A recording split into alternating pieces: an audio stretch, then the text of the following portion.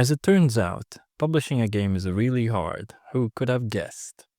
It's a journey with a lot of challenges and potential pitfalls.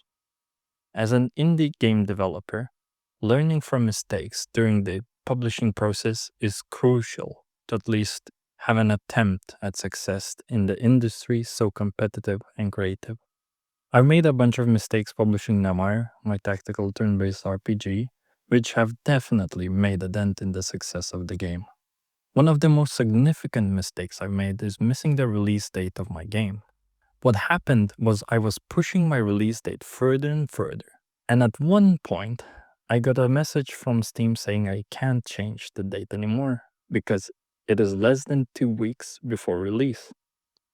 Steam allows you to change the release date as much as you want, as long as it's outside the 2-week window leading up to launch. And I just missed it like that. When the 2-week clock starts ticking, Steam increases the visibility of the game and starts pushing it more.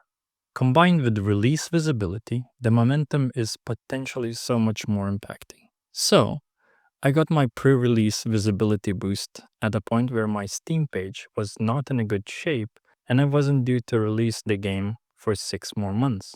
Another mistake I made was not having the demo version of the game live for the duration of leading up to the launch.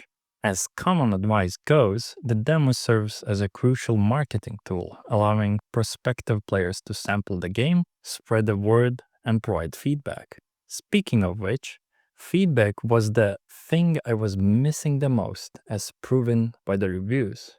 It was further confirmed when on the 8th update I added an in-game feedback form, which was so useful that I will be adding it to every single game that I will make. It allowed me to conveniently get the logs and issue descriptions from players, which in turn allowed me to solve the biggest issues and some of the smaller issues.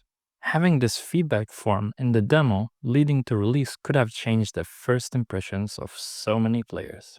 Arguably, my most detrimental mistake was launching the game when it was not ready.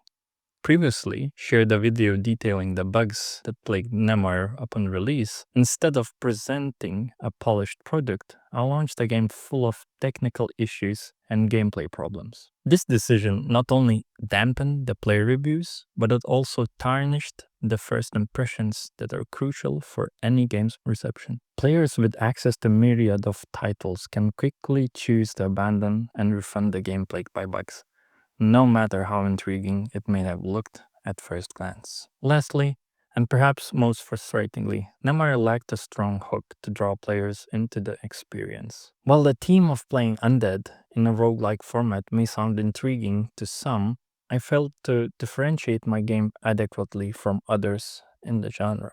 There are countless roguelike titles available, all claiming a unique spin. Consequentially, my game did not stand out as much as I hoped it would.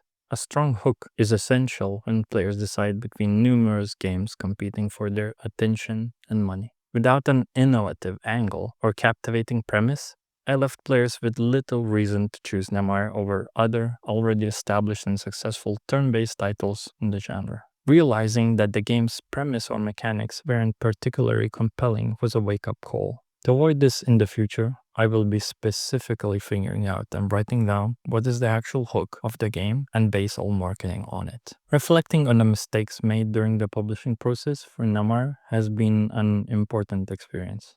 From the ramifications of missing release date to the importance of gathering player feedback effectively, I've learned crucial lessons about timing, readiness, and engagement throughout the game's lifecycle. These blunders have motivated me to improve future projects, ensuring they are prepared for release. Alright, that's all I wanted to share.